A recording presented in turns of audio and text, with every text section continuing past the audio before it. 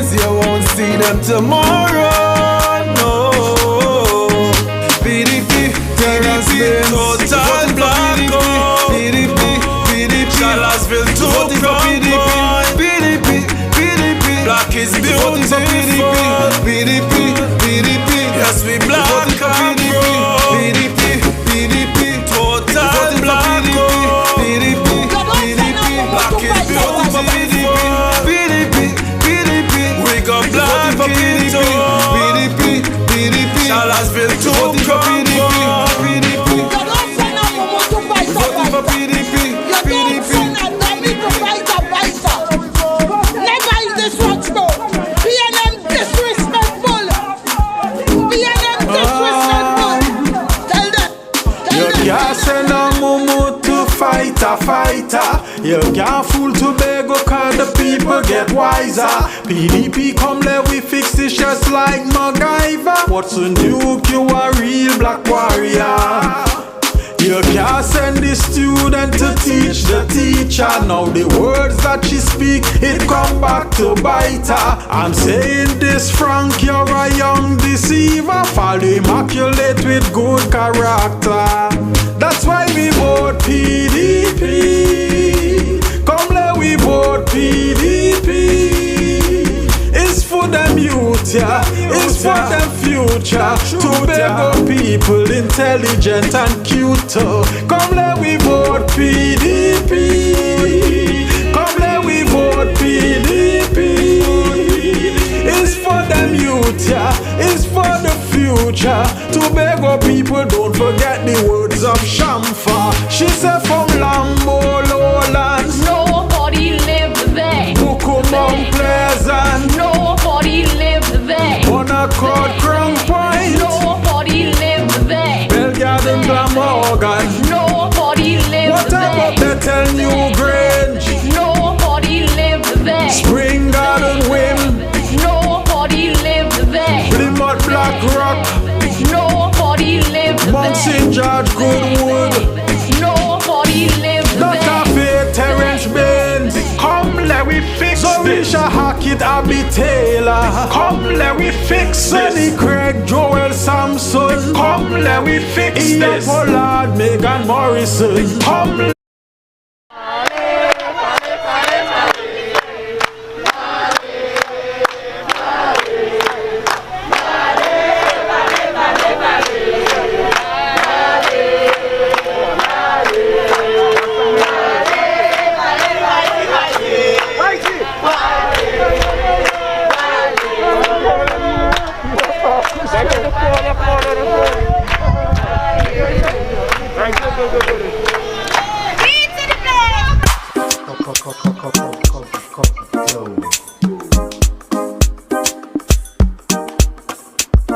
PDP victory. The road now run the journey rough. We foot strong and our skin tough. So many dots have been thrown at us. Real Spartans never give up. Yeah. The winds of change blowing your way. Bust off those chains. It's a brand new day. It's not a dream. It is for real. You have to believe. PDP victory, yeah. PDP victory. Tobagonians are born fighters, carry the genes of our ancestors. You change hands so many times, mama. To get your freedom, you have to fight back. I see the many scars upon your back. I have found that Tobago gets more done when Tobago goes for Tobago Centric Party that does not have a base in Trinidad, because Tobago has to mind Tobago's business now. We have not mind our business for the last 21 years. We're minding the business now. You have to believe. PDP victory, yeah. PDP victory. Your enemies you shall see no more. Tobagonians will live better off. Better opportunities for the poor. Victimization it will be no more. The winds of change blowing your way. Bust off those chains. It's a brand new day. It's not a dream. It is. Go make them shame, shame, shame. Natasha feeling it. Oh, oh, oh. Dr. Yesrel feeling it. Eh, eh, eh. Terrence Bates from Bethel. Oh, yeah, yeah. Zorisha Hackett. Joel Nazi. Samson come with the posse. And Sonny Craig feeling it. Oh, oh. Abby Taylor, Darrell Spring. Wayne Clarky down in Lowlands. Yeah, yeah. Bimbi dambare. Bidi dambare. PDP. What's in Duke? Say, oh, yeah, yo. Oh, yeah, yo. Trevor. Say, oh, yeah, yeah. Oh, yeah, yeah. Megan Morrison. A pleasant good night, Trinidad and Tobago. A pleasant good night, Tobago. Once again, we are at another workshop. So before we get started, I invite all members and supporters to stand for the national anthem of the Republic of Trinidad and Tobago.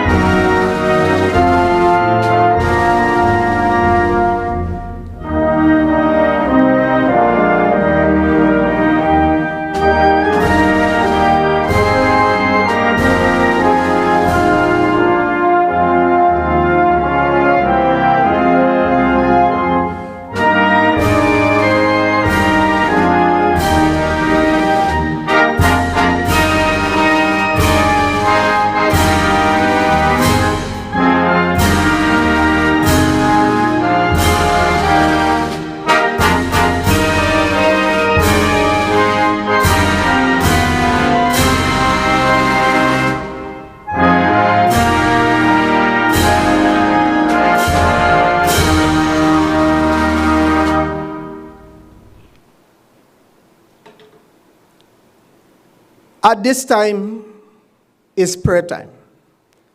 And I invite Sister Fletcher to come forward and to lift us up before Almighty God.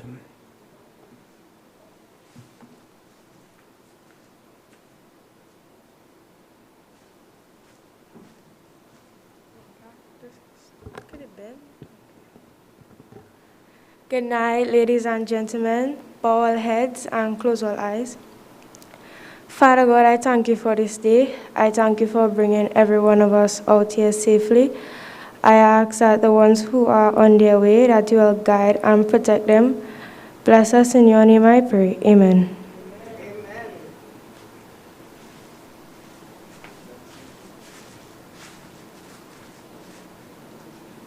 Thank you.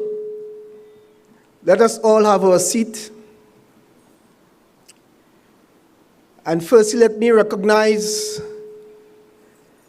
the political leader, even though he is not here at this point in time. Let me recognize all deputy political leaders. Mr. Fali Chavez Augustine, our next Chief Secretary of the Tobago House of Assembly. Let me recognize Ms. Alisa Roberts Patterson. And more so, let me recognize Dr. Faith B. Israel. And tonight is Dr. Faith Knight.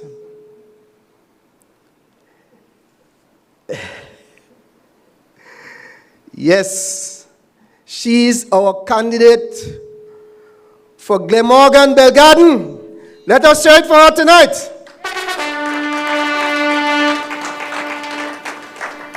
Let me quickly recognize our chairman, Dr. Sean Ned, recognize Mr. Andre Cowan, the Deputy Chairman, and all other executive members.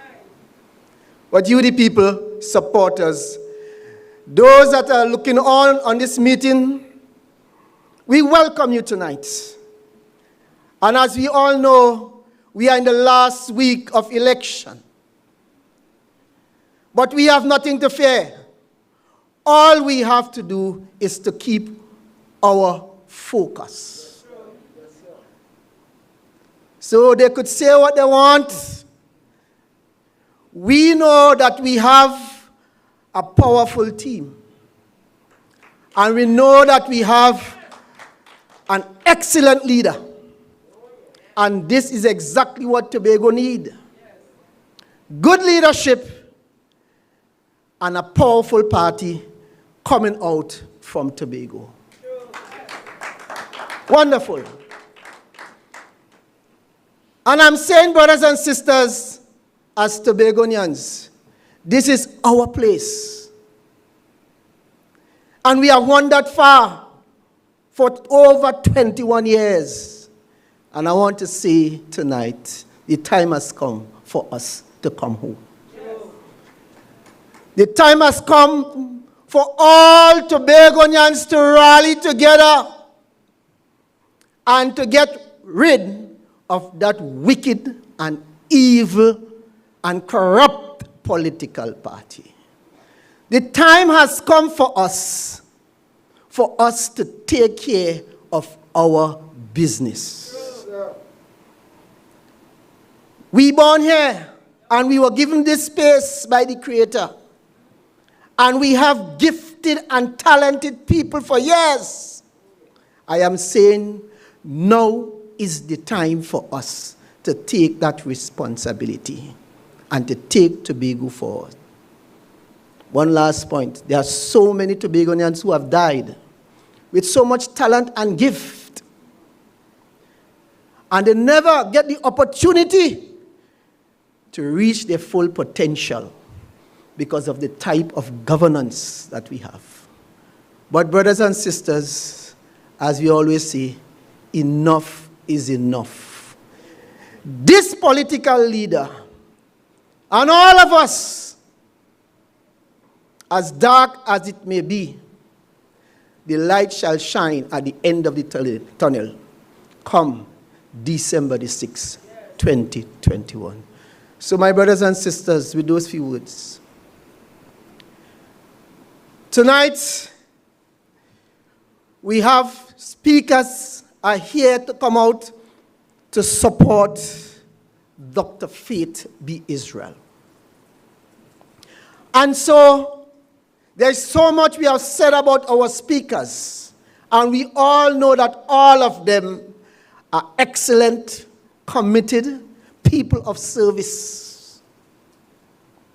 So tonight, I am calling on Miss Megan Morrison, our candidate for Goodwood, Mount St. George, to come forward. Give us some PDP love tonight as she come forward in support of Dr. Faith B. Israel.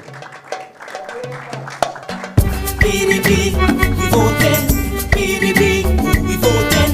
PDP, PDP, voting. PDP, we voting. PDP, we voting. PDP, PDP. PNM make one long sauce. PDP said negative. Red Army make one long sauce. Tobago said negative. PDP Spartans. Good evening to our political leader, our deputy political leaders, and the Spartan Army. Good evening. Spartan family, it is beyond a pleasure for me to be in this space, to support and wholeheartedly endorse our PDP candidate for Belgarden Glamorgan, Dr. Faith B. Israel. Dr. Faith, as she's fondly called, has shared space with me when her constituency was called Goodwood Bell Garden. So you know that peace among St. George that she had? And you remember she always used to say that little piece among St. George? Well, it's now a part of my district of Mount St. George, Goodwood. Maybe this was God's plan, because I am telling you, Goodwood is also now part of my district. And because of the work Dr. Faith did in that area, my task is much easier. So maybe this is how God planned it, to pave a way for me. Dr. Faith is the person who influenced me, as she said the other night, to be a part of politics. And you know, it was funny, because every time she told the story of how Mr. Duke got her to be a part of it, I always smiled, because I'm saying, especially when it comes to the healthcare system, because you know, them here ain't know what they're doing. Who they are to call? Call Faith. I say to you, Bell Garden, Glamorgan, you are fortunate to have such a person as your assemblyman / representative. You are blessed because Dr. Faith is blessed. And this is what she and the PDP brings to you. I must stress the importance of this second election for 2021. I view it as a second opportunity to right the wrongs of more than 20 years. An opportunity for us to actually get the message to the other side that who really don't care about us. They are not good for Tobago. I urge you to embrace your representative, Dr. Faith B. Israel.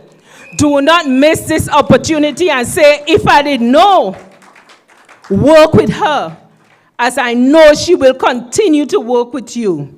Stand by her, as I know she will stand by you. I guarantee you that you will be better for continuing to work with Dr. Faith and the Progressive Democratic Patriots. Keep the focus. Come out in your numbers. Do not take it for granted that we win already. No. Come out.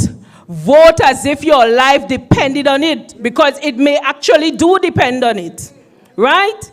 Take a neighbor, take a friend, somebody you ain't see for a long time, you're no voting in the district. Go for them. Go for them. Let her tell you come back next half an hour, go back for them. Right? So do not take it for a chance. I am saying to you all, you cannot find a better representative in Dr. Faith B. Israel on December 6th. Do not take it for granted. Go out in your numbers and vote solidly for the Bamboo Bullifay. Glamorgan, Goodwood, do you hear me? Go out in your numbers. In Mount St. George, Goodwood, go out in your number. In Roxburgh, Argyle, go out in your numbers. Vote the Bamboo Bullifay. PDP, we voting. PDP, we voting. PDP, PDP, voting. PDP, we voting. PDP, we voting. PDP, PDP. PNM make one long sauce. PDP. Let us hear it from Megan.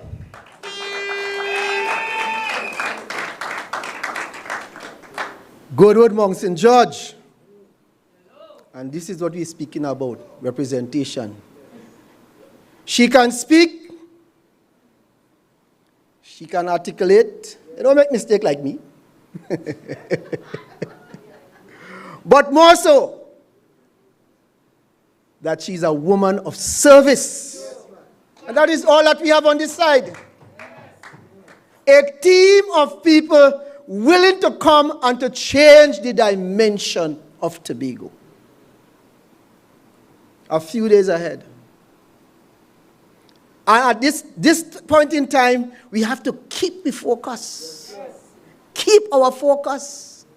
Because we've seen some people saying some things on the other side. You want to know if the tongue slip. If it's true. You want to know if it's the intervention of Almighty God. I don't know. But I passed through Bethel. And a man said, that is the move of the Spirit. We have nothing to fear. We serve, this party, we serve a mighty God. And every secret thing must come to light in the last few days. PDP! All snake will come out and prop the head. I didn't say that. But we have to dismiss them. We have to clean out our houses and set it free. Fix the foundation so that we can build again. And as I said, yes, my brother. And as I said, on this team, we have people who can deliver. Mean what they say. Say what they mean. And they also work and continue to work to see a better community. Brothers and sisters, on this platform, we have firemen. We are men of strength. We are men of power and determination. I ask you tonight to join with me as I invite tonight Pastor Terence Benz as he come to do his presentation in endorsing Dr. Faith B. Israel. Put your hands together as he comes. Yo, yo, yo. Da, da, da, da, da, da, da. Critical and crucial. Yo, watch them. Some people dedicated to evil and wickedness. Watch them. But watch this. Watch them.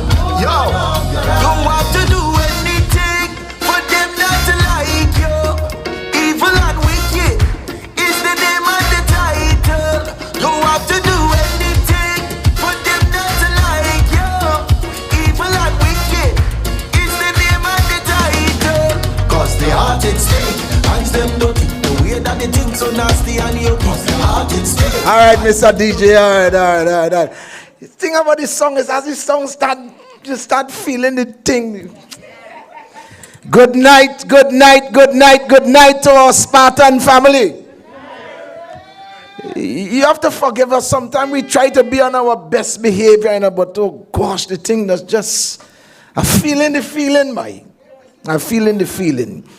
We try to each night say that all the protocols are observed.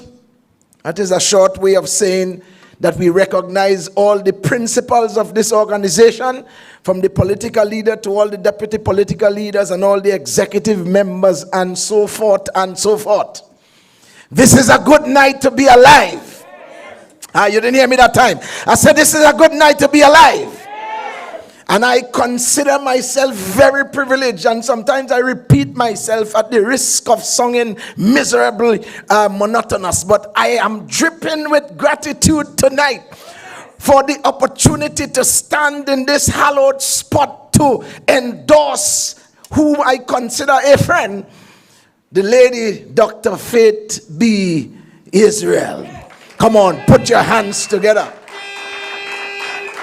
I have a fond memory, perhaps one of the most acid experiences I have had with dealing since I came into this organization and so on. And I know that Megan was a part of that as well. We were summoned. In fact, a lady from Bethel summoned me and said that there's a family somewhere in the Mount St. George area living in a particular type of condition, and can I go and give some assistance? And when we got there, many persons have assisted before they came came through the social system and all of that, but we just met them at a particular place. And I remember how my heart went out, because I could not believe that in the Tobago space that we had people living in those conditions.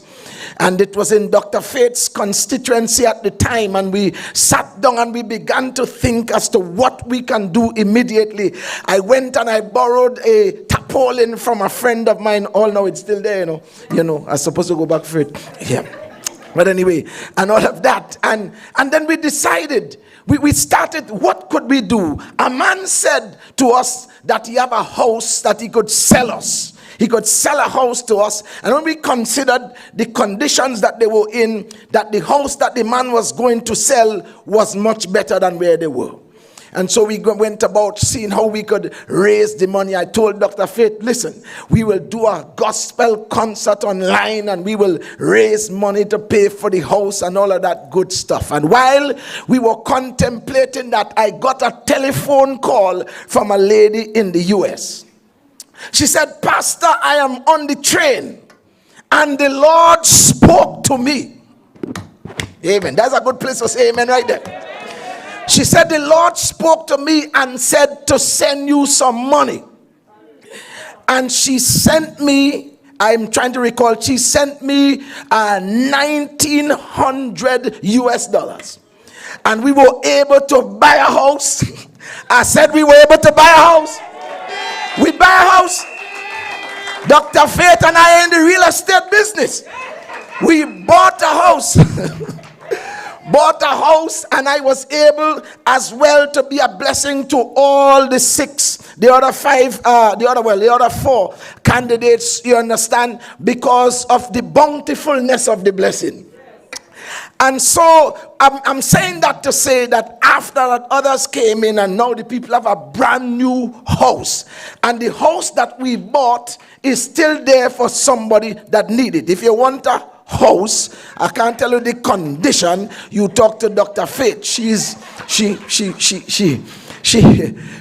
the real estate person. All right.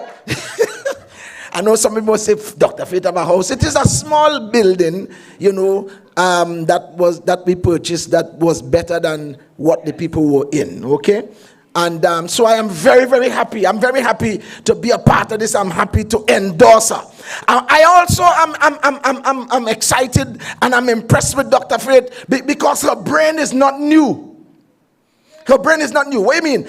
I heard two men talking, and one of the fellas said, boy, your brain new, you know. It brand new, it never used. And Dr. Faith is an intelligent health professional. That's a good place to make noise. And as Megan just said, and I agree, I'm just piggybacking on it, that she has contributed enormously to the state of affairs in Tobago. I even shudder to think what Tobago would have been like if Dr. Faith was not in this space during this pandemic. PDP! And so I'm proud. I'm proud to be a part of this PDP team with people like Dr. Faith and Brother Farley and Mr. Watson, Solomon Duke, and all the leaders. I was on a radio program this evening and they were asking me about the controversy. Well, not controversy, the doctored video that they have nationally trying to make me look bad. And as a pastor, because I say we must defend our political leader. And I emphasized it there, and I'm going to say it again. Just as the PNM could support and corral and defend and protect one of the candidates as their own, even the Attorney General did a video and say that if Tobago don't want you, Trinidad will take you. We have decided that we will support and defend our political leader, Mr. Watson Duke, and we're not asking nobody permission. We're not asking nobody permission. They fast and out of place. We don't tell them what to do with the PNM business. Whatever you all want to do, who you want to support, who you want to pick up, put down, that is your business. leave the PDP. We are on a journey. We're looking to win an election come December 6th. We don't have no time for foolishness. We are minding our business. We are minding our business. I want to take just 2 minutes and just, no, well, 3, but just to talk about this thing that really excites me, and it's in my soul and in my mind. This thing that we're talking about, the constituency fund. That thing has just been all up in my Kool-Aid. It's just something else when I think about this constituency fund. You heard about it? It is one of the most revolutionary plans that has come on the landscape nationally. Nationally. What I like about it, Deputy Political Fale, is because it speaks about empowerment. It speaks about empowerment. Too many people are dependent on this one and dependent on the state and dependent on that. When you have that constituency fund, when the constituency decide what they want to do, what is their project and how they're going to spend the resource, that speaks about independence and empowerment. That gives you back some dignity, that gives you back some integrity, that lets you know that your destiny is in your own hand, that lets you know that the road to heaven don't pass through another man's yard. Listen to me, it speaks about empowerment. It speaks about empowerment, and one of the reasons why the PNM oppose it is because they are intellectually delayed. They just can't get it. They can't get it. But thankfully, we have some people are members of the intelligentsia on this side, politically outstanding. I'm telling you tonight, my brothers and sisters, if you are not in the PDP, you're out of style.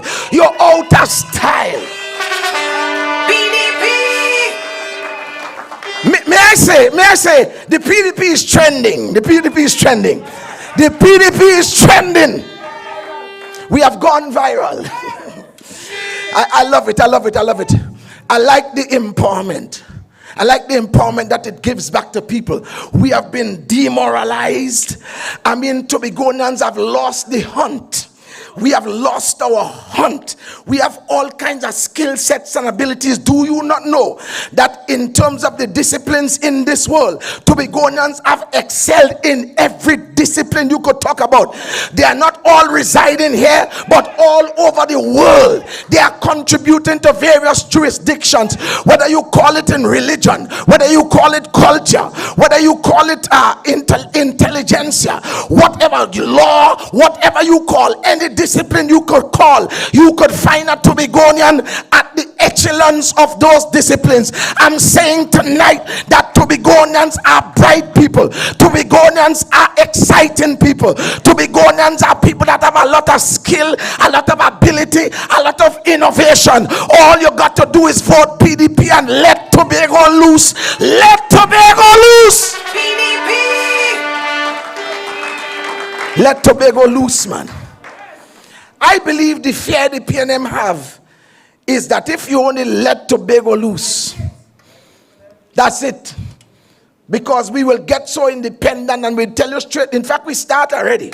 We will tell you that we don't appreciate what you're doing. We will tell you that we don't agree with you. And that's a beautiful thing. And I realize this as well, and I'm closing, that when people are empowered, this forces representatives to be better. You understand? Because they don't take no stupidness. They will oppose you if they don't agree. And you have to step up to the plate. I believe, my brothers and sisters, one of the single most powerful plan that the PDP has in this election and going forward is that community fund that will give power to the communities, that will take pressure off the central government organization, meaning the THA. It will take away some of the pressure and empower the people to do things in their own community, to solve their own problems.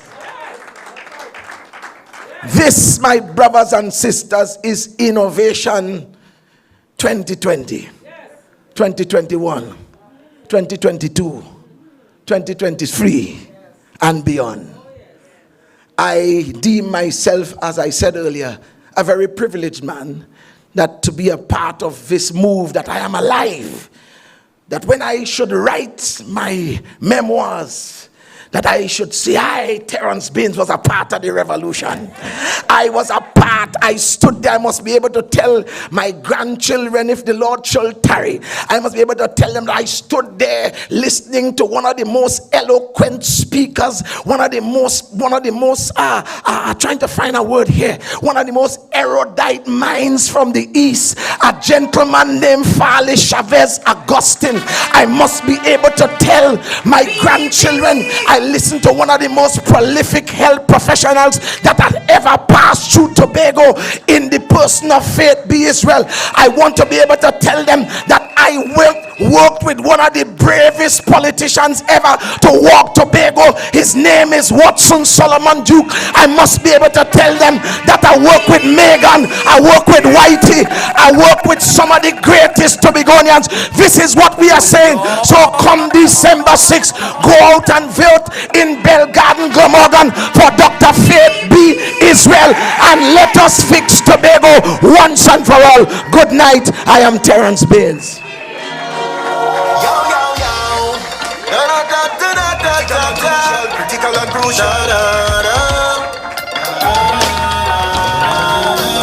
Yo, some people dedicated to evil and wickedness.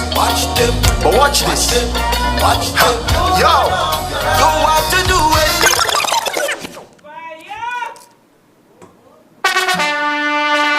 PDP.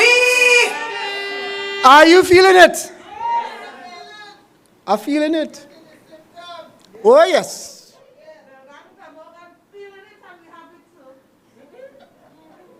And what we have just seen demonstrated there is over 40 years of experience.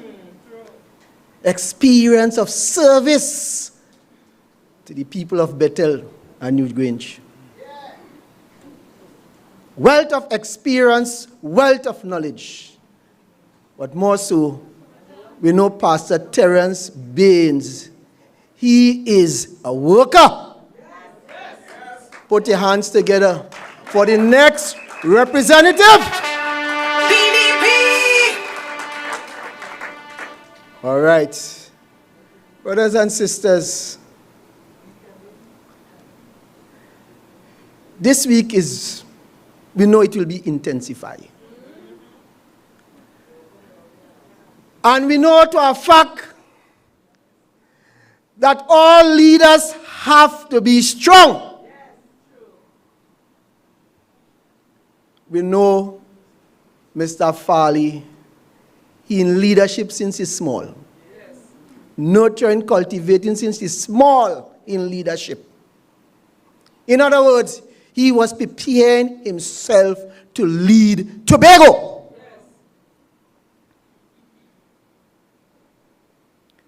We know to a fact that leadership is a crisis in Tobago. We are having leaders lying. They can't speak the truth. Deceiving, deceptive. But we know on PDP side, we know the next chief secretary is a man of integrity. He's a man of truth. And he's a man of honesty. And I want to say, the whole of Tobago love this young man, you know. Not only PDP people, but PNM people love him too. PDP. All this they're doing, they know he's the one to bring us out of the mess that Tobago is in. They love him on the other side too. Well, all I can say, let them come over, rock and come in. Brothers and sisters, members, put your hands together, Spartans, as we welcome tonight the next chief secretary of the Tobago House of Assembly, Mr. Farley Chavez Augustine.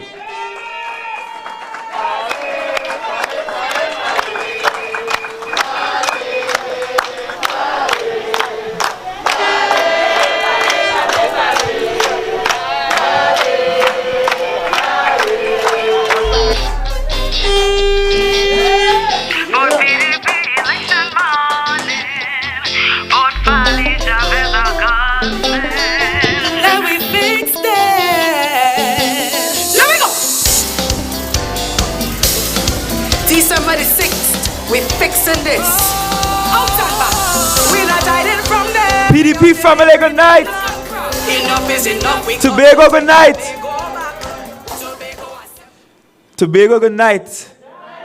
I know normally you will expect me later down in the program, but this evening there is an important discussion to be had among the leaders of all the political organizations in Tobago, being held by CivilNet. And I believe for democracy to work, leaders have to be willing to have their ideas and thoughts challenged by each other. And so we have consented to be a part of that, and that begins at 8 p.m. You know who decided not participating? PNM, of course. But every single Tobago-based party, Tobago-centric party, Tobago-only party will be there participating in that live event at 8 p.m. this evening. And so I told Dr. Faith, I said, I can speak first and leave, it doesn't matter. And Dr. Faith decided we will start exactly at 6 or close to 8 p.m. as we can, so that we can all finish on time and get home to view that live discussion. And I also told her I will speak before her.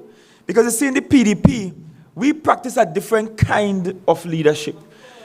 Being leader does not mean that you have to always have the last say. Being leader of a team, team leader means that sometimes you have to elevate members of your team above yourself because you recognize they have areas of expertise that you do not have. And Dr. Faith has an area of expertise that I do not even dream to have in healthcare and public healthcare administration. And this evening, that is going to be the centerpiece of our discussion. And in the same way that Mr. Duke gave way to me to be leader of this team and leader of the THA and your next chief secretary, I am giving way this evening to Dr. Faith, who no doubt, I ain't appointing any secretary before time. I'm not counting eggs in foul Bamsi. But, and I'm not promising anybody any secretary work, except to say that should God and the people of Tobago vote for the PDP, Dr. Faith B. Israel will become our next Secretary of Health. And I can say that very confidently. I can say that without any fear of any repercussions. And I can also say that she will be a far superior Secretary of Health than we have had over the past year and a half. This evening I want to address a few things quite quickly, because I won't be long. I spoke some weeks ago about what should happen in housing. And you know, we have been having discussions and conversations with the people of Tobago.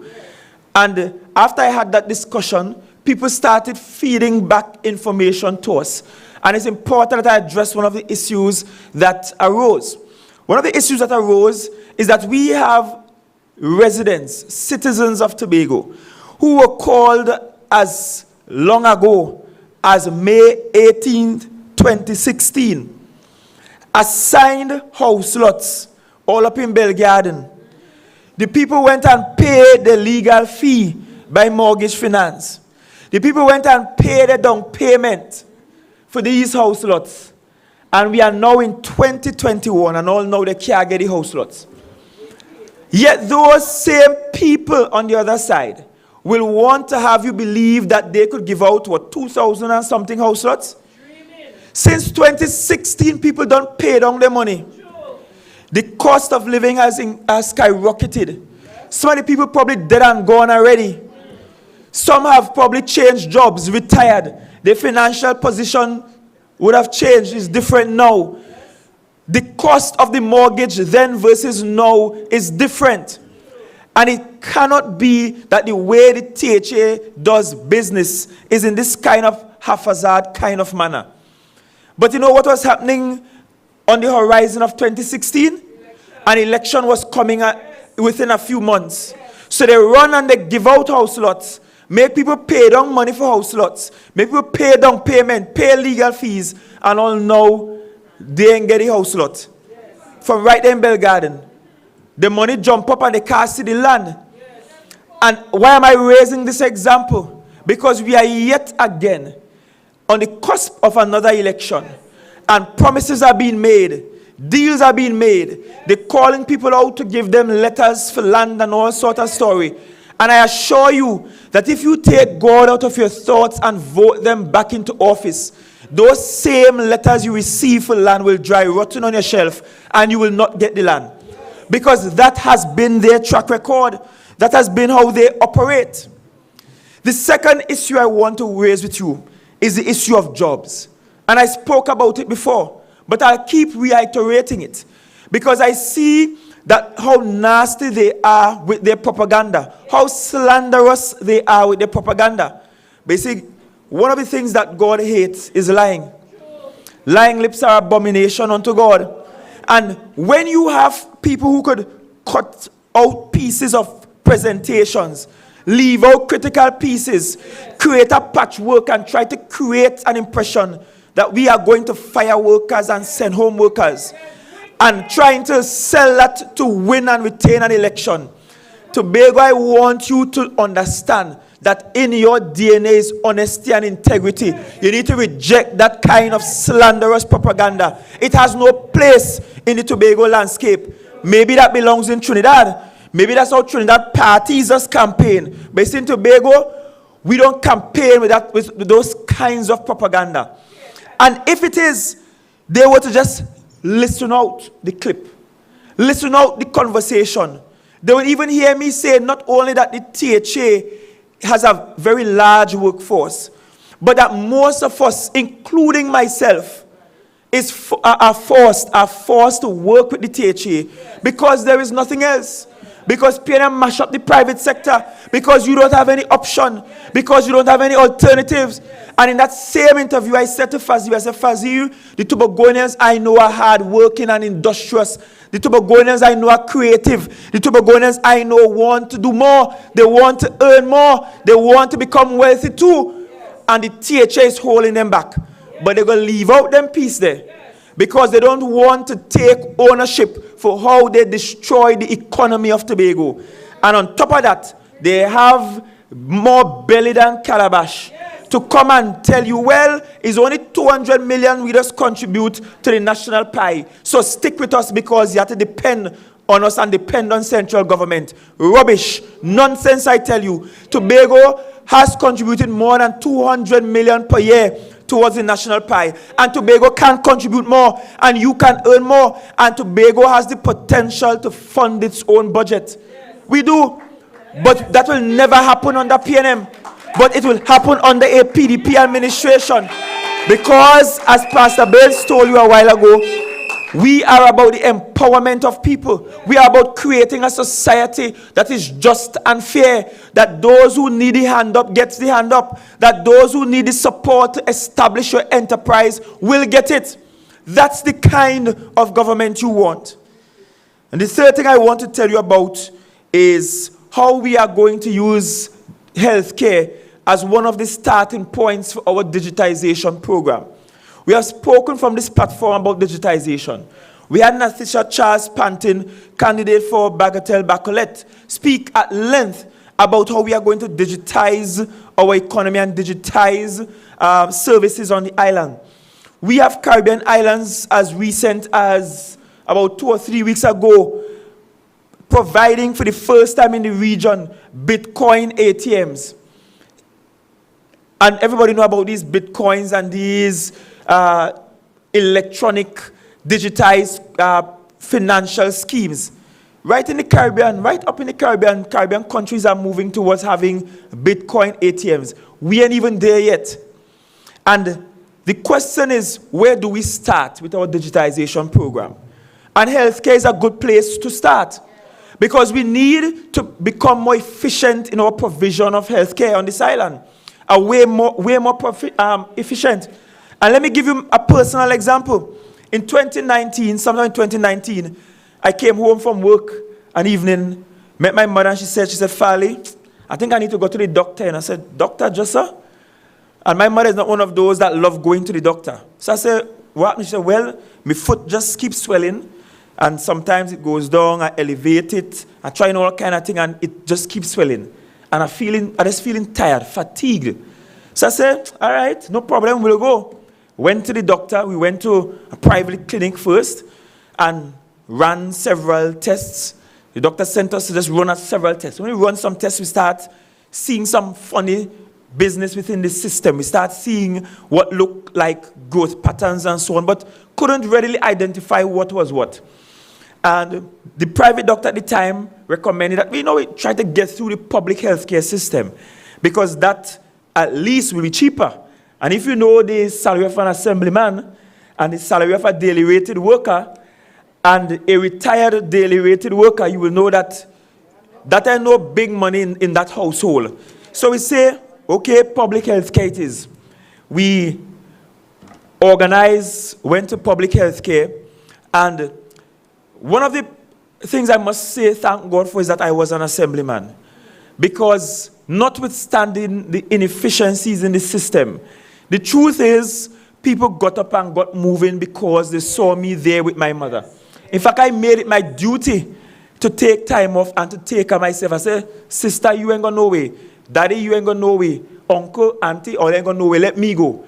Because if they see my face, somebody going to be afraid that I end up on Facebook the next day. Or somebody going to be afraid I end up on TV the next day and people will move.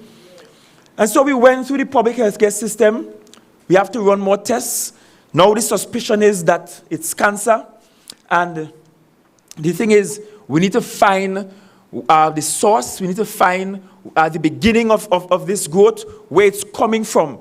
Because you can't just attack the cancer cells where you find them in the body. You need to attack the root source, where it's from. And so they're running all sorts of tests.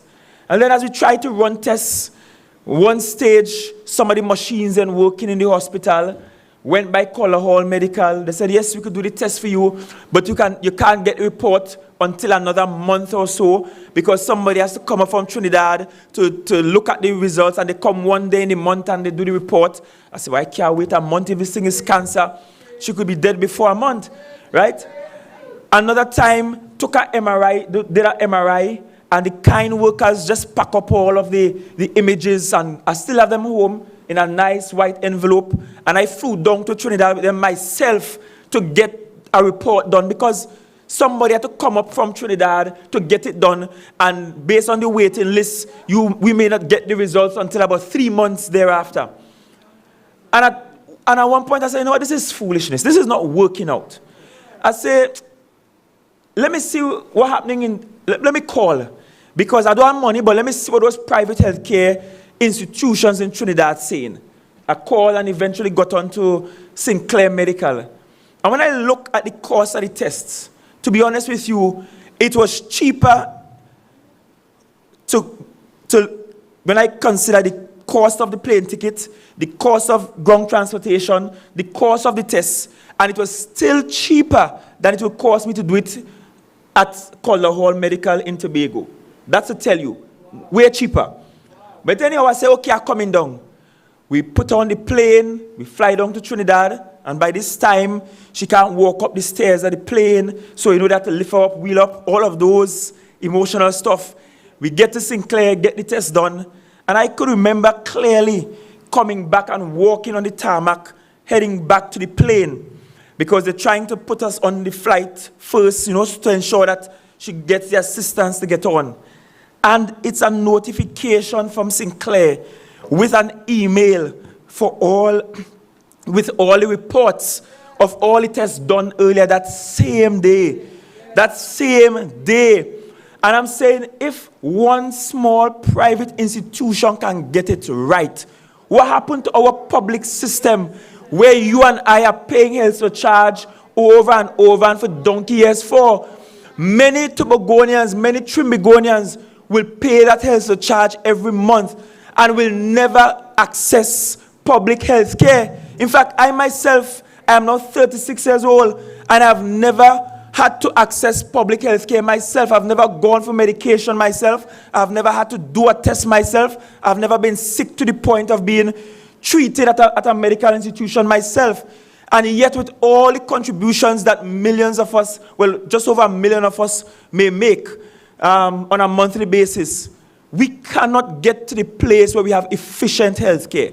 We cannot. And you are telling me that in this day and age, in 2021, we still have people taking tests at the labs. Year go past, 2 years go past, and they still can't get the result. And we're still in the age where results and reports are being lost and they can't find it. This is a digital age. This should be a place where when you get to Scarborough Health Center and you do a test in the morning, by the evening it's emailed to you. And when we stand on this platform and talk about autonomy, it's not just about autonomy for a parliament in Tobago, for a legislature in Tobago, for us to sit and pass laws. It's autonomy so that even in healthcare, we have a system that is not as reliant on other institutions in Trinidad. Why does somebody have to come up to do a report for us? Why can't we train young people right here to do it? So many of our young people are jobless, and there are opportunities right there for them. And I do not believe for a second that a single hospital will be able to provide all the possible resources and all the possible tests that you may need to do, because some things are rare conditions and will only occur once in a while. But we cannot have basic services not being provided well. And it's not the doctors and nurses' fault. In fact, while going there with my mother, so often doctors, nurses, cleaners, all kind of body pulling me over and say, hey, come in this room. Let me whisper something to you. They're afraid to even talk on the corridor. They're afraid to talk on the corridor because they're afraid of victimization. And imagine that the people who like to victimize people and send home people because they're not supporting the party want to come and talk about who got fire and who ain't got fire. One thing I've learned about PNM is that they just accuse you of the very things they just do. We're not trusting you in this election. We're not trusting you in this election because you are the same party that as you're coming to shut down MTD, but you're coming now to advertise for the gym that you shut down. You shut down MTD, you shut down the nursery, you shut down the single mothers program, you shut down the daycare. You are the party of shutting down. And then the MP will go in the parliament and say that Tobagonians were just sitting down in MTD, scratching their behind. She went to parliament and said that about Tobagonians, about hard-working Tobagonians. Don't forget that. This is the same group of people who right now trying to give new contracts to new contractors for the reforestation program in Tobago.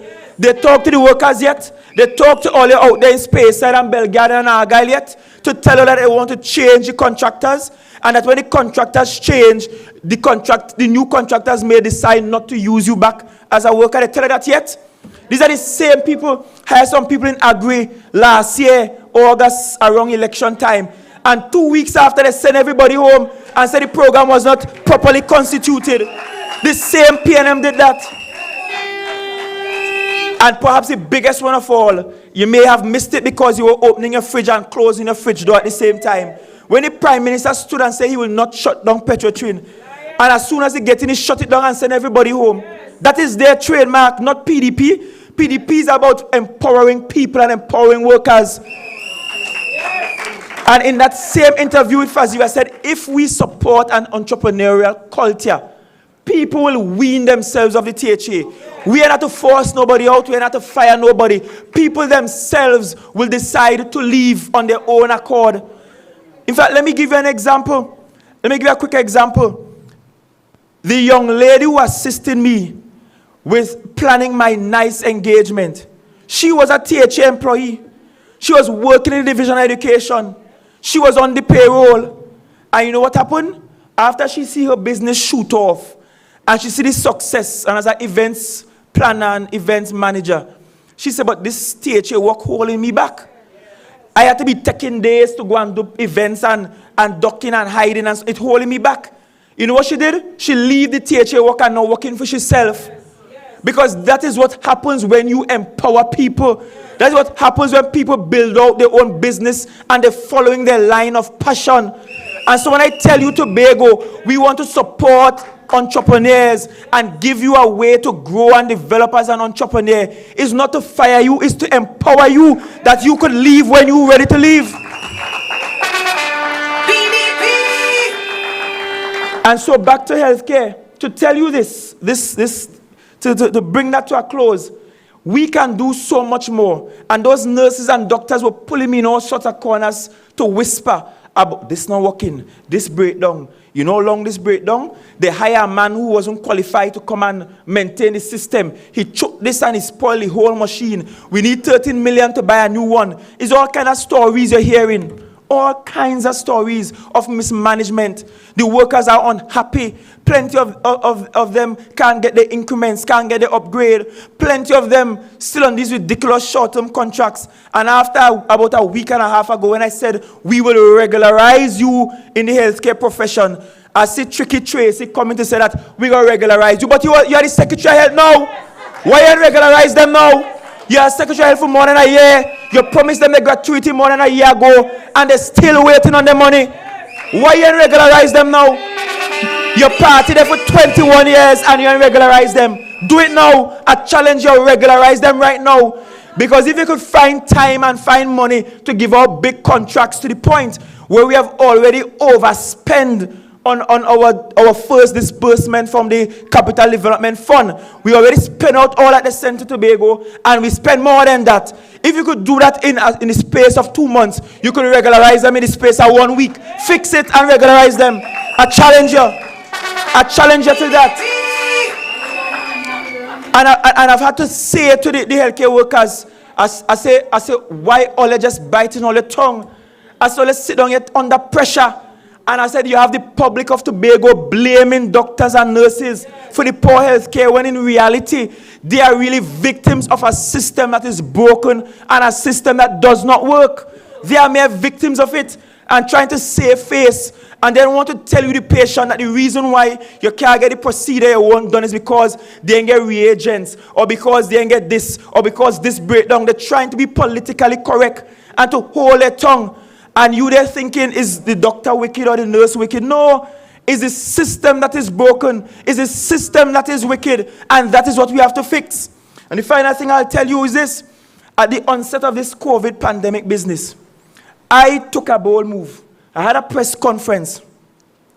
And I offered to them on the other side, I said, we are going to relieve Dr. Faith of all her duties with PDP. We will remove her as a deputy political leader. We are even willing to have her step down from the councillorship in the THA, but we want to offer her services to your COVID team. We are sending her to work with the COVID team, because the COVID pandemic is not PNM nor PDP. The COVID doesn't see red nor black. It are PNM people in ICU and it are PDP people in ICU. It are PNM people who positive with COVID, and it are PDP people positive with COVID. If we said we will send her, because at the end of the day, we have to save Tobago first. You have to be Tobago over party. And as valuable as she is to us in PDP, she is more valuable to Tobago. We offer them that. And you know what they did? They rejected the offer. They said, they don't wash it there. They know what they're doing. Right? And I, as a witness, sitting alongside her on the opposition bench in the minority council in the THA, witness month after month Dr. Faith coming, asking questions, probing. At one time, they had a Secretary of Health who didn't want to answer no question, because Gata feel she was alone to she own self, right? She feels she was alone to she own self. I don't know what she had with Dr. Faith, because she feels she had the last PhD in the world. She might have a PhD in something, but she's a nasty human being.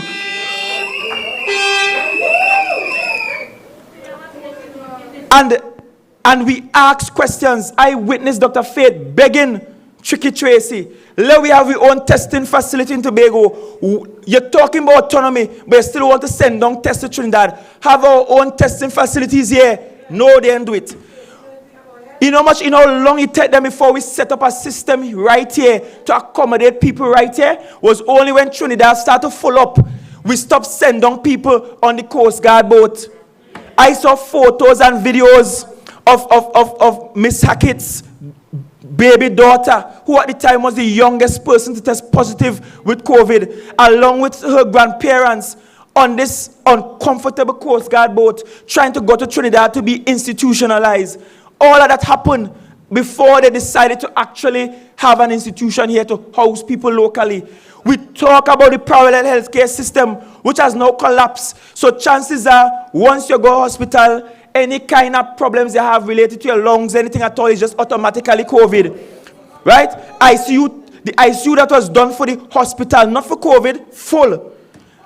And we had 50 million in the first tranche, 50 million again, and nobody thought it necessary to pay for some additional ICU beds. Nobody thought it this important to set up a separate institution and system to treat with COVID. Dr. Faith has been begging them to do that. The parallel healthcare system has collapsed. You know, working. Pray not to get sick. To be able to keep yourself healthy. Eat right, exercise. Watch your intake of salt and sugary drinks. Watch your intakes of carbohydrates. And all them starchy food, all you love, all them provision and dumpling and rice, all you love. Watch it. Because you don't want your diabetes to act up too much. Take your insulin on time. Take your medication on time. Exercise is important. Get out and walk. Walk around a playing field in the area. Because you cannot afford to get sick now. Because the system as it is collapsing underneath them. And that's why it takes me great pleasure to tell you that in a few days' time, we will fix that. And we have Dr. Faith B. Israel, who will be the person that will fix that. And so, without further ado, I wish to segue immediately to my colleague, Deputy Political Leader of the party, the A representative now and the A representative post December 6th for Belgarden Glamorgan, Dr. Faith B. Israel. Let's stand and make some noise for her.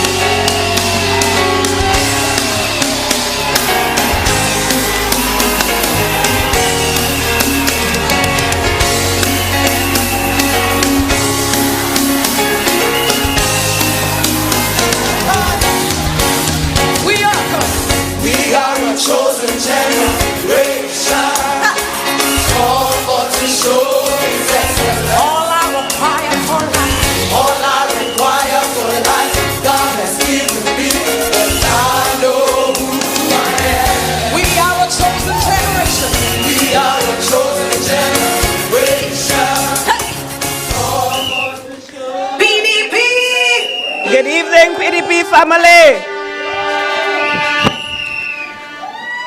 And I decided to start with that one because you know what? We are a chosen generation. We are a chosen generation.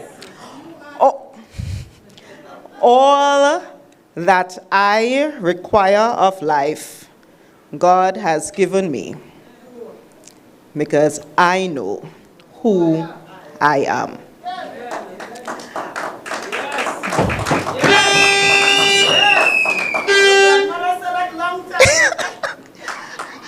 Thank you. Now, the thing that Assemblyman Farley does not say is that when we started the conversation, even before 2017, about doing the health, I categorically said, no, I don't want to, because I had just come out of working in the division, and I knew how absolutely amazingly it was. And it would have been absolutely crazy of me to just jump back into that. But since then, I have accepted the fact that we are a chosen generation, and whatever is needed, the Most High has given it to me. I am Dr. Faith B. Israel, formerly Faith Brebner. And I was born and raised in the beautiful Bella village of Belgarden.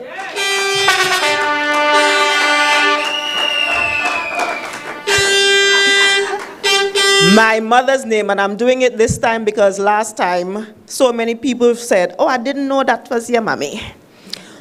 My mother's name is Lidmoy Brebner Dillon. There she is right there.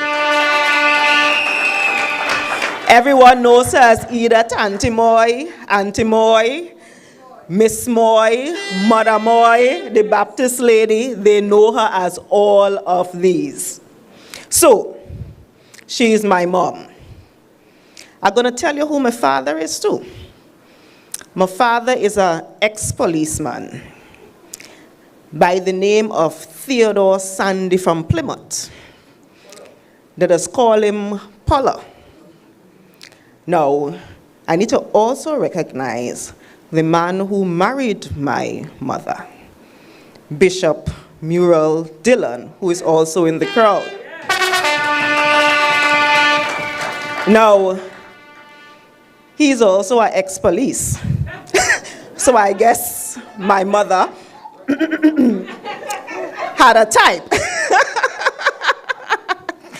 But I want to thank God for placing me within such a family, an extended family that included my aunts and uncles and everyone else from the village who raised me and allowed me to recognize that Tobago is an amazingly wonderful place and that I need to do all that I can to ensure that this land continues to be an amazing place. Now, it's also important for me to say that this island educated me. I was actually one of those people who got the scholarship when Mr. Hochoy Charles was giving out scholarships way back when. And when I got that scholarship, I knew that I needed to come back to Tobago, and I knew that I needed to come back and ensure that I used those skills and qualities in Tobago. So when I was graduating, as I was graduating, I actually started downsizing myself, where I started moving to smaller apartments because I knew as soon as I was done, I was going to come home. And that is why I am here, ensuring that I use my time, my skills, and my talents for this island because we deserve nothing less than everybody else out there who is getting pretty good support. Now, over the last 9 months, I have had the pleasure of being the official area representative, the official assemblyman for the district that is now known as Goodwood Bell Garden West. Well, it runs from the little piece of Mount St. George and went all the way up to about half of Bell Garden. During that time, so I guess I was the official representative since 2017. But before that, you know, I kind of did it unofficially 2017 and officially from the beginning of this year. During this year period, though, we had the privilege of doing what we can with the little that we have. And I have to say what we can with the little that we have because as an assemblyman who happened to be on the wrong side of the political fence, you would recognize very quickly how unfair this winner-takes-all system is. So I'm letting you all know, every single thing that a PDP assemblyman did over the last 8-9 months since January, we got that either from begging, from borrowing, we ain't thief.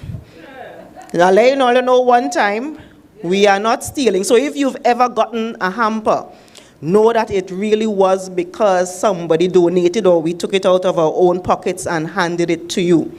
If we got the bread, bless Dale's heart. Bless the other baker's heart because it means we actually begged somebody for a sack of flour and begged them for some butter. And they were the ones who took it to the bakery and the bakery did it for us because they knew that is what we needed to do. We had some financial planning workshops. We had resume writing workshops. I even was able to give out a few washing machine and all of them things. Don't worry, I could beg good. Yes. I really know how to beg. But I must stop at this point and say a special thanks to those who work in my electoral district, those who worked in my office, because these ladies and gentlemen gave it their all. In many instances, the little salary, and believe me, if you think my salary, little them salary, minuscule, they actually took out of their salaries and made contributions to the things that we were doing because they needed to ensure that whether we got resources from the state or not, Goodwood Bell Garden West was well taken care of. And I want to thank you guys so much for your hard work. The new district is now known as Bell Garden Glamorgan. And I'm excited about this new district because it runs from Goldsboro by the field, Goldsboro by the bridge, Goldsboro by the bridge. So I get about half of Goldsboro. And it goes all the way to Kendall Farm School, which means after next week, Monday, if Bell Garden Glamorgan gives me the nod, when Bell Garden Glamorgan gives me the nod, I would be able to actually represent my whole village of Bell Garden. And it would be an honor to do that. Now for the people, and I have to say it again, for the people in Goodwood and Goldsboro and the little piece of Mount St. George, I am repeating, don't worry, don't worry. Megan is an amazing person. And if you elect her, as I said on Monday, you're really going to be getting too forward. You really are going to get represented by whoever you meet first, whoever you contact first, whoever you talk to first. That is who will represent you, and we will ensure that everything that you need is well taken care of. Now allow me to talk a little bit about some of the plans that we have for the district. Here, I'll get into the health stuff a little later. Some of the plans for the district. I would like to actually start all the way up to the further eastern part, which is Kendall. Now, Kendall has what we know as Kendall Farm School. And those who are a little older would remind us that Kendall Farm School used to be the place that was the institution that brought out people who were doing real farming, who were doing real production. So we would actually love to return Kendall Farm School to that former glory.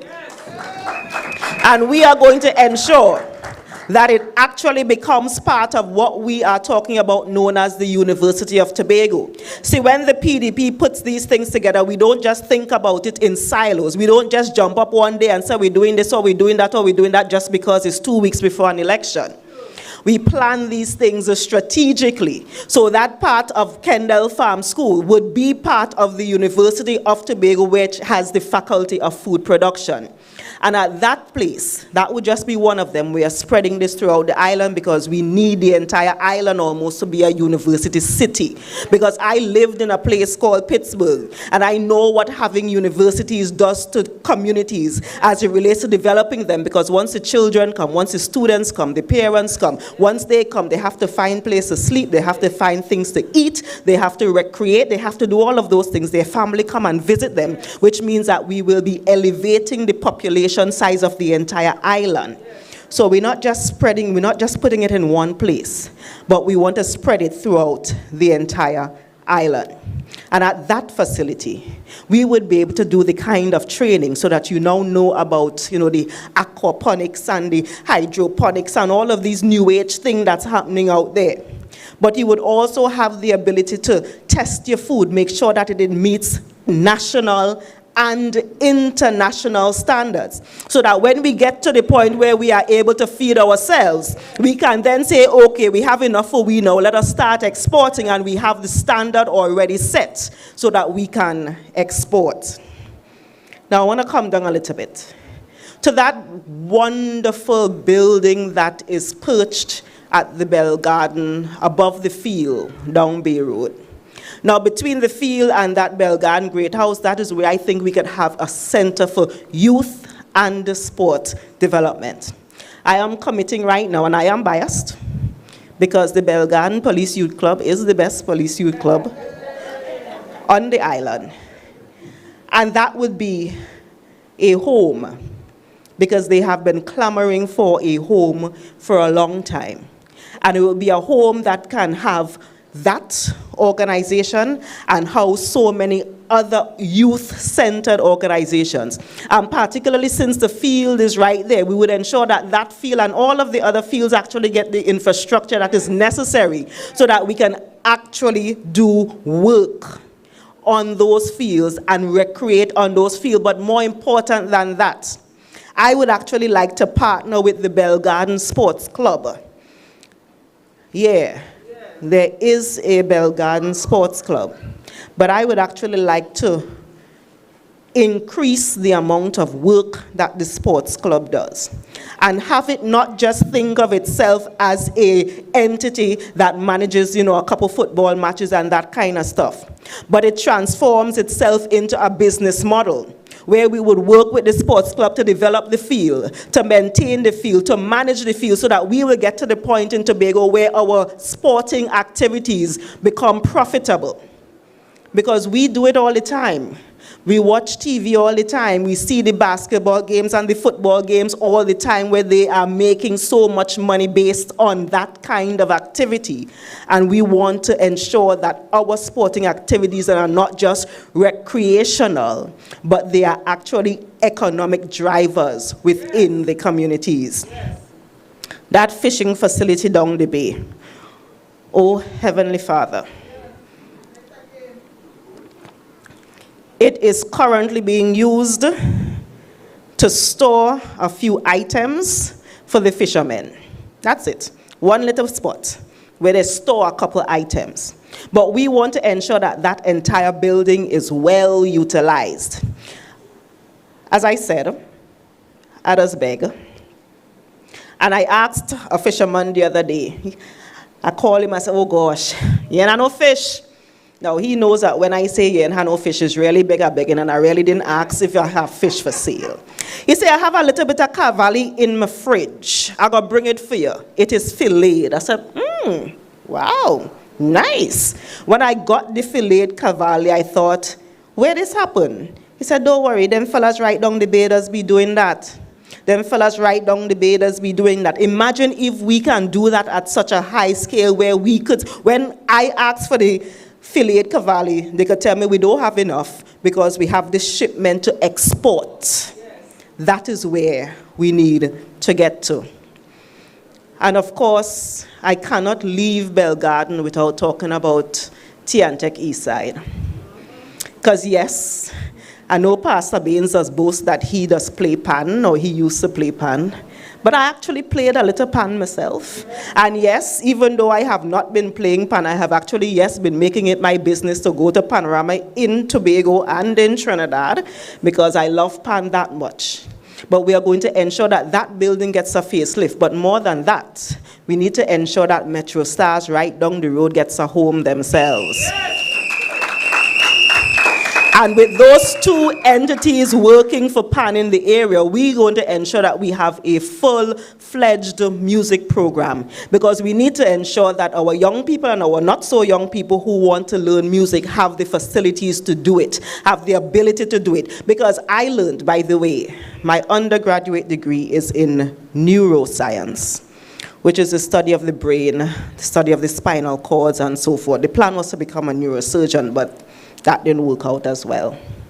And I understand that when people play music, when they sing, when they do drama and that kind of thing, it actually causes them to be, quote unquote, brighter academically, because the learning of the music actually causes your brain cells to connect in a kind of way that allows you to learn maths and allows you to learn science. So that is why when you listen to some of the brightest people, quote unquote, the academics, you hear them always saying that they went to music class. They have to go to music class as well, because that is part of their academic training, because it really does actually help them academically.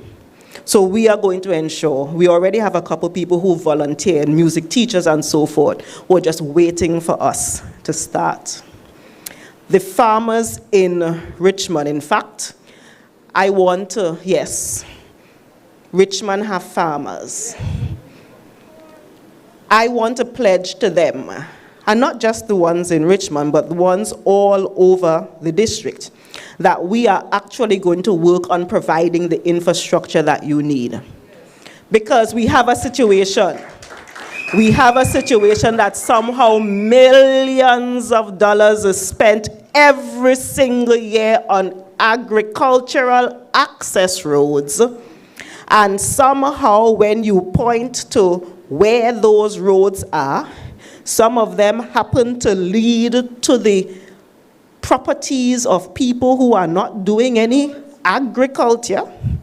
And there might even be a church being constructed now by one of them as well. But you have to ask, is there any agriculture happening? So under a PDP watch, know that when we say we are spending money on agricultural infrastructure, we will be spending money on agricultural infrastructure. And I will commit now to all of the farmers. And I am going to say to the contractors too, because I understand that in Tobago we've now grown this culture of contractors accepting the fact or expecting that they have to give kickbacks to the politician or the politician friend who helped them get a contract. Well, I am letting you all know right now, if you are one of my colleagues, and I'm speaking to my colleagues, the rest of you could close all your eyes, Megan. If you take God out of your thoughts and feel you going and do something like that, and I hear about it, if you feel that I will not be the first one blasting you the same way I'm blasting all of the others, you have another thing coming.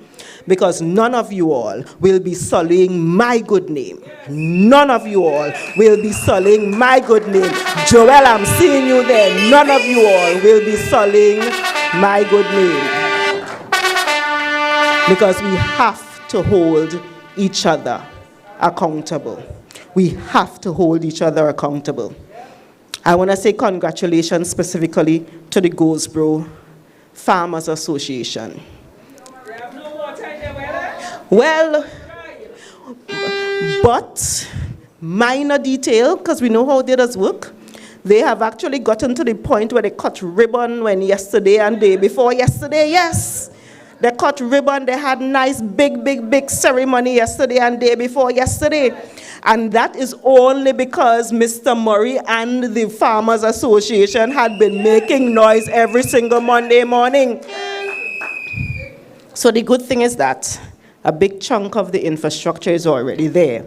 And we just need to figure out now how to actually get the water in the wells. But they're cutting ribbon. I want to say that the PDP's vision of our villages, particularly our eastern villages, is one of expansion. We have a situation now, unfortunately, where too many of our eastern family and friends are leaving the east and moving to the west because that is where housing is available. The PDP vision is one where we will expand our housing within the villages that are there. So, for example, in Glamorgan, we have that area known as Bushy Park, behind Sheep Pen Trace, that area back behind there that has a lot of land, that is estates, that we can expand the village of Glamorgan so that the family members who are living downstairs, their parents' house, kind of like Farley, living downstairs their parents' house, they would be able to access housing, they would be able to access land close enough to their family so they don't have to pack up and move to go to the west. In fact, we are hoping to do it in a way to bring some who have left and to bring them home. Because our view of the island is one that has economic activity throughout the entire island. It is one where we develop the entire island equitably, so you don't have to run to one end or the other, but wherever you live is where you can make money and where you can recreate, where you can go to church, where you can do whatever you want to do, because the activity is happening right there.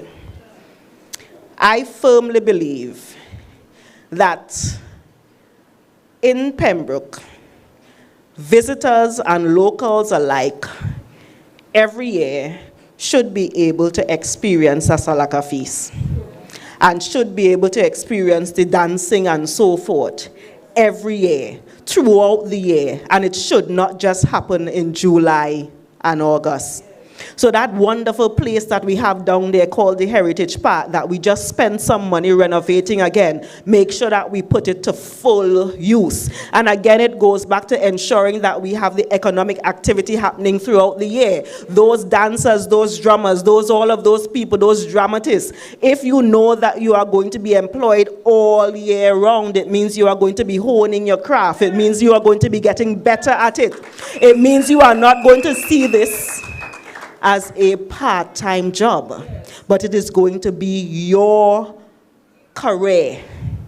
And if we do this right, we actually have the ability, the same way everybody does leave wherever they are and go to Walt Disney, we could have people leaving wherever they are and come to Pembroke, come to Moriah to experience our Tobago heritage throughout the year. Now, a couple weeks ago, as we were preparing for our nomination, I sent out a notice that says on nomination morning, the 15 candidates would be coming together in the Goldsboro Industrial Estate. That is how I put it on the flyer. And several people messaged me and asked, where is the Goldsboro Industrial Estate? And I said to myself, under a PDP watch, the answer to that would be very obvious. Because we've already started. We already have the wholesale warehouse is there. We already have the bakery there. I see them feverishly trying to finish that agro-processing plant that is there. But if we have that space so well designed that anyone else who wants to do any other kind of business in that area can say, okay, let us do it here because the facility is there, the infrastructure is there, we can very quickly get to a point where that will be officially known as the Goldsboro Industrial Estate. And speaking about industries, one of the things that I would like to spend quite a bit of time on, because during the campaigning, we hear it all the time, and all of the candidates would tell you, when you go into the areas and they talk to people, particularly young people, the first thing they want is employment. Now I say to them, honestly, I can't promise you employment. What I can do though is work with you and ensure that if you have a skill, that if you have a trade, if you have something that you love to do, we can work together to ensure that that trade, that skill makes you money. So having a business incubator in the area is one that would help them. So you love to sew and you're the best seamstress ever, but you don't know nothing about accounting, you don't know nothing about marketing, you don't know nothing about nothing else, that's fine. That is what the business incubator is there for, to help you. And that way, when you rise, you can bring so many others with you. I would love at the end of our tenure to be able to pinpoint the millionaires that we have made. And I would say it very boldly. I want to be able to say yes. Because of the policies of the PDP, we were able to say Mr. So is now a millionaire, and he's proud to say it. You know why he's proud to say it? Because he became a millionaire honestly. He became a millionaire honestly, and he didn't have to do no kickback and no thing and no nothing like that, so he could say it honestly. And because he can say it honestly, he can stand up proudly and say it, and then other people will look at him or look at her and say, okay, well, if Miss So who just live right down the street from me could become a millionaire, then I can do it too. Those are some of the plans. Now, I'm going to say it just because I have to say it. You know, the roads and the drains and the lights and all of those things. Those are such basic things that we really should not be campaigning on those. Those are basic things that you have to do any day, every day anyway. But know that we have been seeing them. We have been dropping in the pothole them. Yeah. We have been driving and wondering why this place is so dark because the street light not working. And that would be part of what we do as well. Now, after my little spiel on Monday, where we spoke a little bit about healthcare, I feel like I just opened a floodgates because of the number of calls, the number of messages, the number of thank you for saying it, but you need to mention this part. We ain't hear nobody talk about this because they're doing with this wickedness too. Between Monday and then, and now, the calls have been coming in. But remember on Monday, we spoke about the fact that systems are necessary. And systems, even though they include, or because they include people, buildings, things, they also include processes. And a big part of our problem in Tobago is the fact that we do not have proper processes. And I know for a fact that one of the secretaries of health before me, speaking it into being,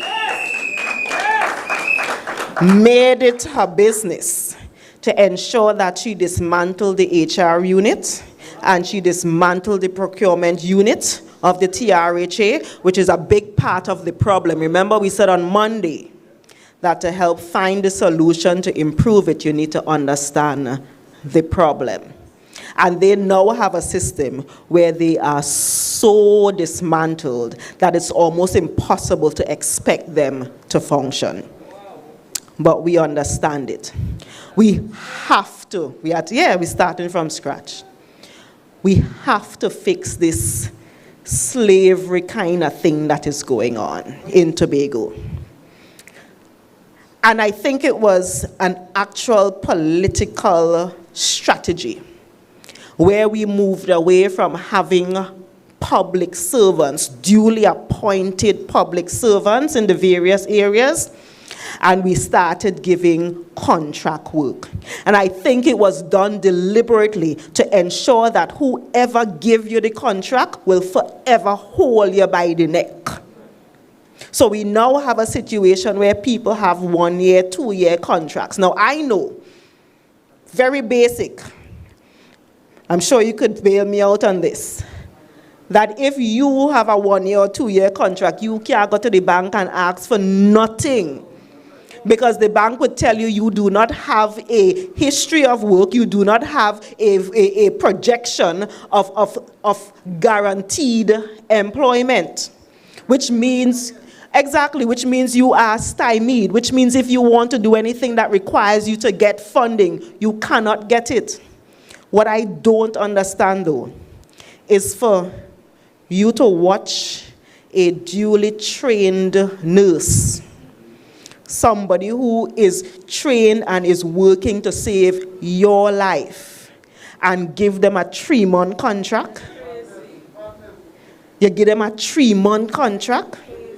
And the thing is, when you ask about that, when you asked her about that a couple months ago, she gave some guinea hen bring ram goat story about why she can't fix the 3-month contracts, and have the gall this week to talk about they are going to regularize it and they are going to fix it. Now, as Assemblyman Farley said, fix it now. You have 2 days. So if you really, really, really want to do it, you can do it. And by the way, I understand that you have a whole lot of contracts that you're refusing to sign on your desk right now. Don't worry. Tobagonians not stupid. They are not sleeping. You're right. We will fix it. Monday, December 6th, is but a couple days away. Monday, December 6th, is but a couple days away. And you Tobagonians, you have the capacity via this finger to once and for all fire those people who have been keeping you in slavery. So it's up to you. It's up to you, Tobago. As I told somebody the other day, we were at a point where the PDP shouldn't even have to spend 1 second campaigning, because you have been experiencing the kind of living hell that you have been experiencing over the last 21 years. So we shouldn't have to convince you to do anything. But Tobago, it is up to you. Monday 6 is right around the corner. Don't even start talking about the gratuity that seemed to be promised the week before every election, and the increments that seem to be promised the week before every election and never materialize. Now, one of the things that we have to work on, one of the things that I would commit to doing from next week, or maybe the week after, because we have to wait for the president to come back from Barbados and all of that good stuff. We will reconvene the COVID-19 task force. Now, when I heard that a certain person basically said that they didn't need the COVID-19 task force, I said to myself, well, I knew that something was wrong, but now I know for a fact, because we can't be in a situation here now where we're experiencing, I don't know if this is the 3rd, the 4th, the 5th, I stop count wave of COVID infections, and you do not find it necessary to speak to your top health officials at least once a week to figure out what is going on, and you are in charge of health. Is it that you don't care? Is it that you've given up? Is it that you just don't understand what is happening? Is that what is happening? And I am going to let Farley know one time that we are going to need money.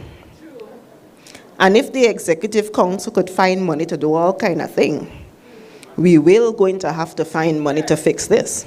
Because Tobagonians, before you can experience anything else, you need to be alive and well. You know, what is sad about this whole situation is that it is so absolutely critical. It is critical to the point that people have died. People have died. I have personally, I am sick and tired of going to funerals. Sick and tired of going to funerals. Funerals of people whom we know. Funerals of people who I was talking to 2 days ago, and then you hear that they get sick and they're in the hospital, and a week later you have to go to the funeral. And on top of that, 2 weeks after that, I had to go to the funeral of a brother in the same family. And you are saying you don't need to talk to your health professionals? You don't need to figure out what is going on? And every Monday morning for the longest while, you're saying that the ICU beds coming. Remember, it's about a year now we're getting more ICU beds. If you go back and look at all of the press conferences, it's every single Monday. Or no, the press conferences used to be what, Thursday, Wednesday, Thursday. You hear them talking about next month we will get more ICU beds. Next month we will get more ICU beds. I need somebody to ask her how many people are sitting right now as we speak waiting for an ICU bed. The report that came out today says that there are 6 people in ICU, which I don't understand because we only have 5 beds. We only have 5 beds. And there are so many, much more than that, I understand, sitting, waiting for a bed. That is where we are. On Monday, I spoke about the Moriah Health Center. And a day later, we see a nice little press release saying, you can now go to the Moriah Health Center and you will get service. Now I want you, I pray to God that it is actually providing services. Because if any Tobagonian is sick and is in need of urgent care and go up to the Moriah Health Center and can't get service, the same way they will go to the Roxborough Hospital right now and cannot get service. It's a health center, yes. It's not a hospital. I actually know somebody who made the mistake of heading to Roxborough at night.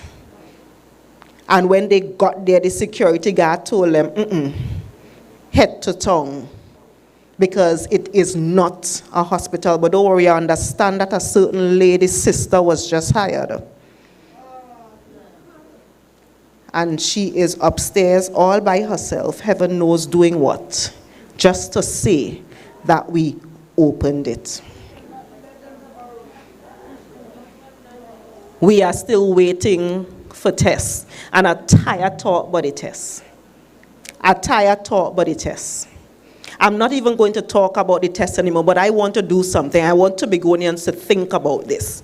Those on the other side continually say to us, they have been doing the fear-mongering thing.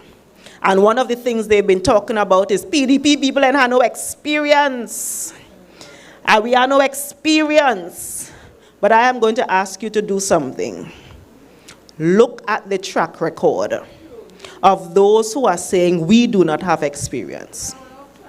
Look at the number of people who've gotten sick and who have died because of who is responsible for the healthcare service right now. And if that person cannot manage the healthcare service, cannot manage the healthcare system, why in heaven's name would you give that person the job to manage the whole island? Why would you do that? Why would you give that person the job to manage the entire island? You know, as Stanford Calendar said, give me a break. Tobago, don't make that mistake. Do not make that mistake. Now, I want to talk about one more quick thing, because it comes up all the time. If you realize, they have been just saying so many things to make us afraid. They've been saying so many things to make us afraid because their entire campaign strategy is to make you so afraid that you do not go out and vote for the PDP. That is their entire campaign strategy, to make you afraid so that you do not go out and vote for the PDP. But you have to tell yourself, I know that Tobagonians, we're big and we have sense. And because we're big and have sense, we know better than that. And as Sertica said, we're going to ram the X. We're going to ram the X. Now, I met... Jam the X. You know, I was having a conversation with a young guy last week. And one of the things he said to me was, Dr. Faith, why all you didn't support the autonomy bill? And he actually said to me, I am one of them who vexed with all you because you didn't support the autonomy bill. And I said to him, why? And you could tell from the conversation, it is because he actually had been hearing and listening to the fear-mongering that they had been pushing. So I want to take maybe 5 minutes to explain a couple things about that to you all, because this is critical. Let me start back. In 2016, just before Mr. Orville Delano London demitted office as Chief Secretary, he ensured that he handed over the 2 Tobago autonomy bills, there were 2 versions, to the then Prime Minister, Dr. Keith Christopher Rowley. That was done in 2016. They did nothing with it for 2017, but in 2018, Dr. Keith Christopher Rowley took the bills, slightly different version of it, to the Parliament.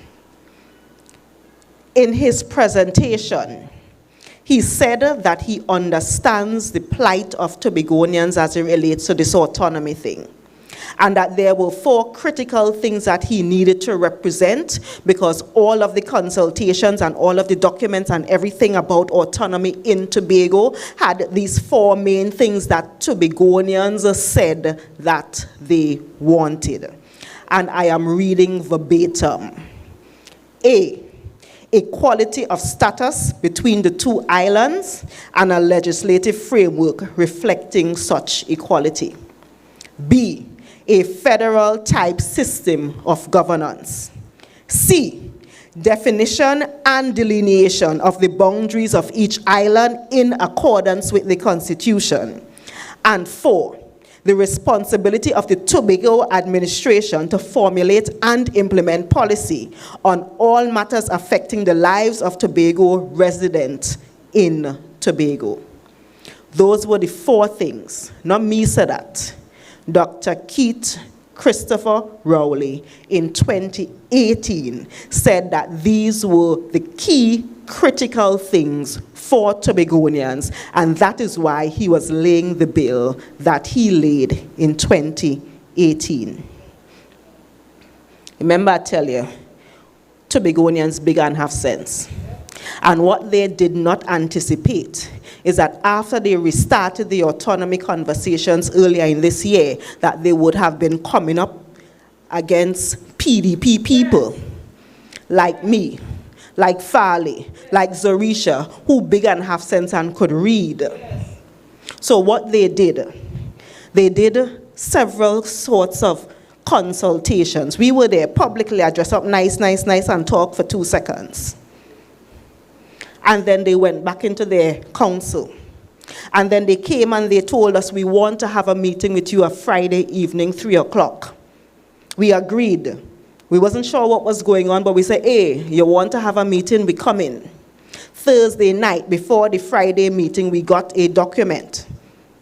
When we opened the document and we started reading the document, we realized it was actually the bills, but different versions of the bills. Now that was Thursday night for the Friday afternoon meeting. But because maybe we didn't have nothing else to do, we were only assemblymen anyway, we decided that we would read the documents word for word. First sleight of hand, and that is to tell you how they are tricky. First sleight of hands. The first thing we recognized is that the document actually said what we said we wanted is that we wanted equality of status between the island of Tobago and the island of Trinidad. The document that they sent us Thursday night for the Friday afternoon meeting said that they were going to give equality of status between the people of the island of Trinidad and the people of the island of Tobago. Now, if you wasn't paying attention and you didn't see those 2 words added, people of, you would think it's the same thing. But the people on the island of Trinidad being equal to the people on the island of Tobago is a constitutional right that we already have. We are all equals in the eyes of the law of Trinidad and Tobago. We were not asking for people to be equal. We were asking for the 2 islands to be equal. And they slipped that in, thinking that we would not have read it and that we would not have stood up against it. Dr. Rowley said that we wanted a federal type system. when Mrs. Camille Robinson Regis came and we asked about that part of it, she quickly said that the instructions that she was given had nothing to do with federal system, and they did not consider that. That was not part of the remit, and she's not having a conversation about any kind of federal system. Strike 2. We asked for a clear delineation of the boundaries. The document that came the night before the Friday afternoon meeting, removed all of Tobago's waters. Every bit of it. And it said that we had the authority for this thing known as Tobago, and this definition of the thing known as Tobago is the land of Tobago and all of the inland waters. So even the 6 miles that the Tobago House of Assembly Act that we have now, that was going to be taken away from us. See what I'm talking about? Strike 3. The last one was that we needed to be able to make laws and so forth.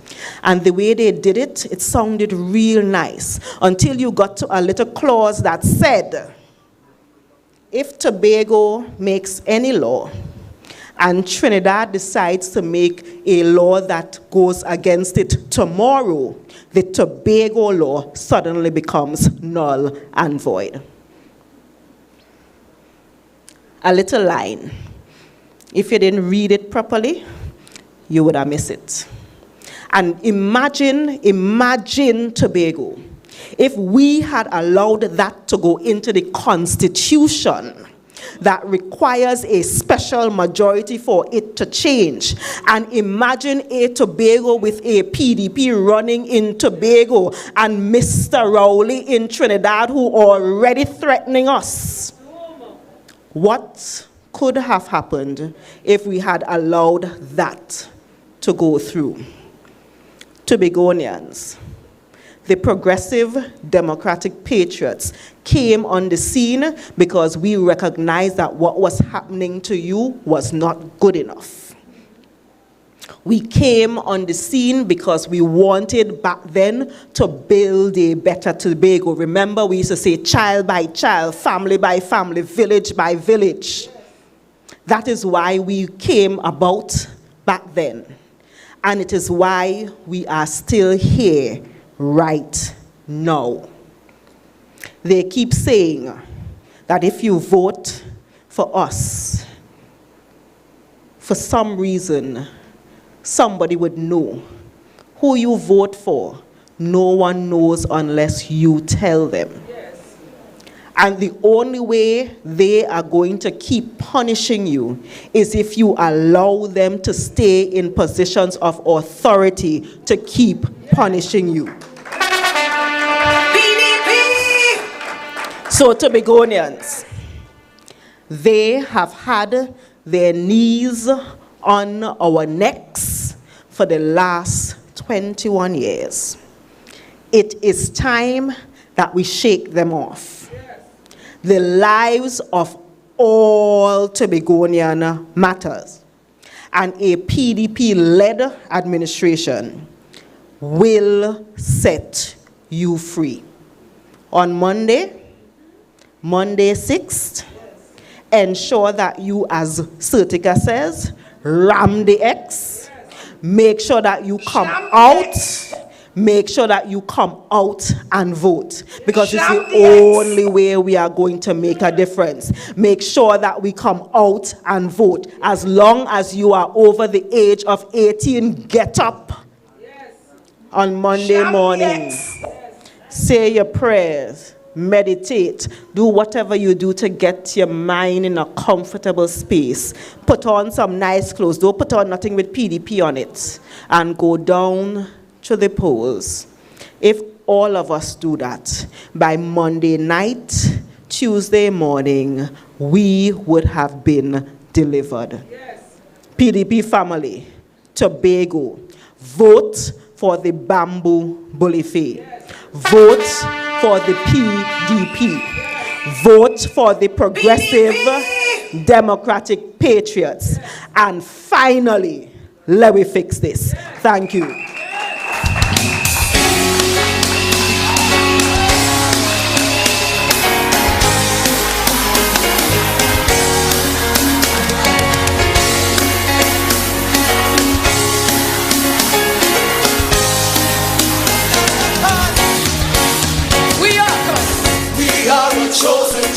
Let us say it for Dr. Faith. Belgarden Glamorgan. Our next representative. Brothers and sisters, let us continue to be committed so that we can see a change in Tobago, come out of that stagnation kind of governance, so that we can be liberated, not only ourselves, but the generations to come. Brothers and sisters, we have come to the end of another workshop. We have a few days before this election. And Dr. Faith reminds us what we have to do on December the 6th.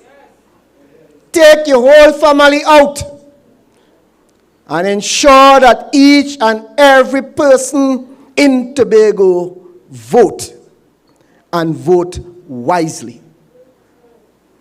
Brothers and sisters, let me say thanks to all the speakers tonight.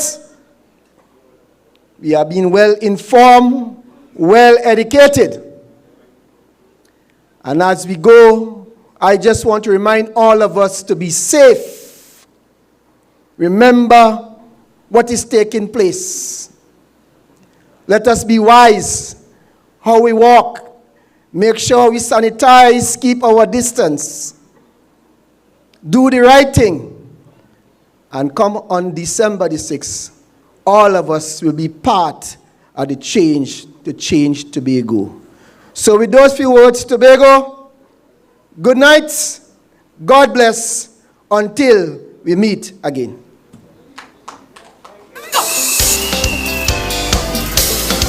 December the 6th, we fixing this. Out and back. We not hiding from them, we out till we green and black. Enough is enough, we come to take Tobago back. Tobago assemble, protest with your finger. It's a bad mind election, bring your granny and your papa.